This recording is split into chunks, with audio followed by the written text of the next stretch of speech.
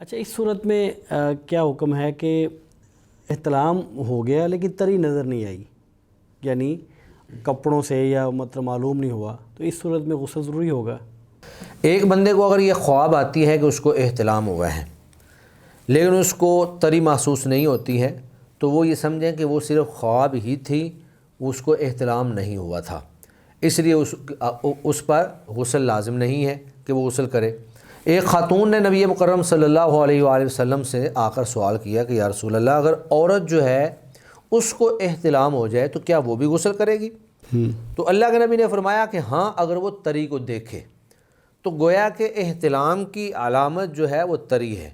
وہ بے شک مرد کو نظر آئے یا عورت کو نظر آئے۔ اگر تری نظر نہیں آتی ہے، کپڑے بالکل خشک ہیں اور جسم کے اوپر بھی بظاہر کوئی نشان نظر نہیں آ رہا ہے، تو اس کا مطلب یہ ہے کہ آپ کو خواب آئی تھی اور وہ خواب کے اندر آپ کو ایک احتلام ہوا ہے، حقیقت میں وہ احتلام نہیں ہوا ہے، لہذا ایسے شخص پر طہارت کرنا اور غسل کرنا واجب نہیں ہے۔ صحیح۔